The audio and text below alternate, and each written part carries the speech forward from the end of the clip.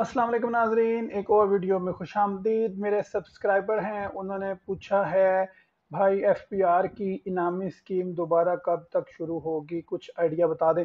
नाजरीन, आपको मालूम है एफपीआर की या गवर्नमेंट की कोई स्कीम हो और पाकिस्तान वेल्थ एकेडमी पर उस पर आपको वीडियो ना मिले, और खास करके POS point of sale scheme यानी पक्की पर्ची इनामी स्कीम के मुतालिक तो मैंने हद ही कर दी थी। इतनी वीडियोस कि आपको तो मैंने दीवाना बना दिया था कि करोड़ों रुपए के लाखों इनामात थे और आप लोगों ने भी धड़ाधड़ इस स्कीम में हिस्सा लिया था। अब आज का सवाल है कि ये जो इम्पोर्टेड हुकूमत आई थी, इसमें इस स्कीम को बंद कर दिया गया था।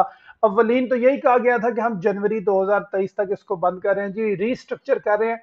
लेकिन अब इसका मुस्तकबिल क्या है, तो आज की वीडियो में हम यही डिस्कस करेंगे कि इनामी स्कीम के जो फंड्स इकट्ठे हो रहे हैं, क्योंकि हर पर्ची के ऊपर 1 रुपया लिया जा रहा है, वो कहाँ जा रहे हैं और कब ये दोबारा पक्की पर्ची स्कीम शुरू की जाएगी। मैं हूं इंजीनियर मलिक अनस और आप देख रहे हैं पाकिस्तान वेल्थ एकेडमी। इय्याक नअबुदु व इय्याक नस्तईन। अस्सलाम वालेकुम नाजरीन, एफबीआर की वेबसाइट पर हम मौजूद हैं। पीओएस पर पॉइंट ऑफ सेल इनामी स्कीम या आसान अल्फाज में पक्की पर्ची स्कीम इसको कहा जाता है। 10 लाख रुपए का एक इनाम दिया जाता था और 5 लाख के 2 इनाम, 2.5 लाख के 4 इनामात और 50,000 रुपए के 1,000 इनामात थे। टोटल 5 करोड़ 30 लाख रुपए के ये 1,007 इनामात तकसीम किए जाते थे। हर महीने की 15 तारीख को कुरंदाजी होती थी और आप अपनी मोबाइल से इसको वेरीफाई करते थे, रसीद की कुरंदाजी में शामिल हो जाते थे। स्कीम बड़ी जबरदस्त थी, लोगों ने धड़ाधड़ टैक्स जमा करवाना कर शुरू कर दिया। 30 से 40 मिलियन जो रुपीज हैं वो मंथली मुख्तलिफ टीयर 1 रिटेलर से, बड़े स्टोर से हुकूमत पाकिस्तान को मिलना शुरू हो गए और इसका कुछ हिस्सा जस्ट आवाम की हौसला अफजाई के लिए ये हुकूमत ने कुरंदाजी 15 तारीख को शुरू कर दी। टोटल 10 कुरंदाजियां की गई और नवंबर में आके इस स्कीम को बंद कर दिया गया रिस्ट्रक्चर करने के बहाने से, जबकि इसको परमानेंटली बंद कर दिया गया था। और इसका मुस्तकबिल क्या है, इसके हवाले से बड़ी अफसोसनाक और बड़ी तशवीशनाक खबर है जो मैं आपके साथ शेयर करने जा रहा हूं। वो ये है कि एफबीआर के जराए से ये मालूम हुआ है, मुसद्दका जराए से मालूम हुआ है कि इस इनामी स्कीम की मद में जो लाखों रुपया हर माह वसूल किया जा रहा है, क्योंकि आज भी अगर आप किसी टीयर 1 रिटेलर पर जाते हैं तो वो आपको क्यूआर कोड भी शो करता है और 1 रुपया एफबीआर पीओएस का भी काटता है।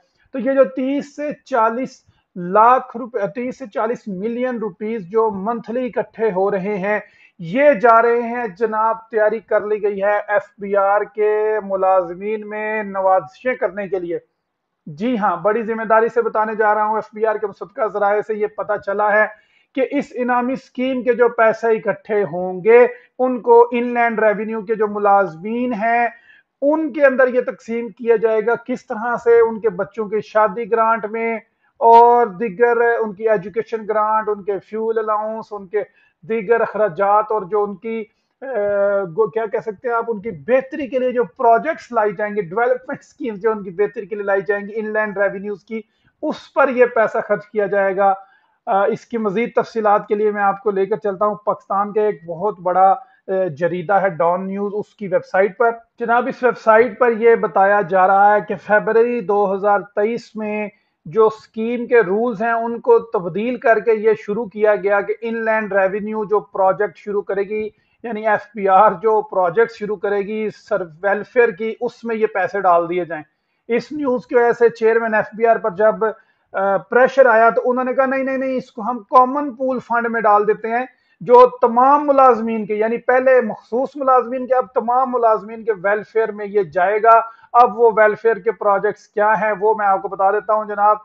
इसमें होगा कि वेलफेयर प्रोजेक्ट्स में फाइनेंशियल असिस्टेंस, माली तावन किया जाएगा शोहदा को, शादी ग्रांट्स दी जाएंगी, हेल्थ इंश्योरेंस दी जाएगी, एफबीआर के बच्चों को तालीम के स्कॉलरशिप दी जाएगी, हेडक्वार्टर के अंदर लोगों को अलाउंसेस दिए जाएंगे, फ्यूल की मद में सब्सिडी, यानी जूनियर मुलाजमीन को तेल की मद में पैसे दिए जाएंगे, अफसरों को खाने के, हाउस रेंट के और उनकी बेवों को और तदफीन के भी पैसे हमारे इस एफबीआर की स्कीम से ही दिए जाएंगे।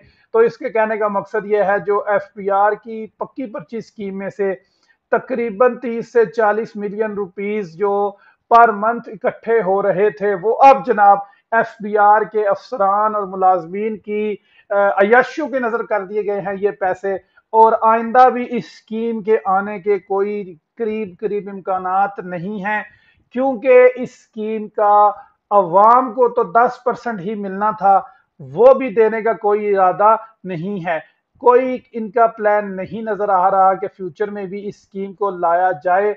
IMF की शरायत हो सकती हैं या जो भी कहा जाए, दोनों सूरतों में मेरे जाती असेसमेंट के मुताबिक इस जो केयर टेकर सेटअप है इसके अंदर तो FBR की पक्की पर्ची इनामी स्कीम दोबारा नहीं आ रही। सिर्फ 10% एलोकेशन करनी थी इस प्राइज के लिए और 90% वेलफेयर में जाने थे, लेकिन उनको ये 10% भी आवाम को नहीं देना और ये सारे के सारे प्रोजेक्ट के पैसे अपने पास ही रखने हैं।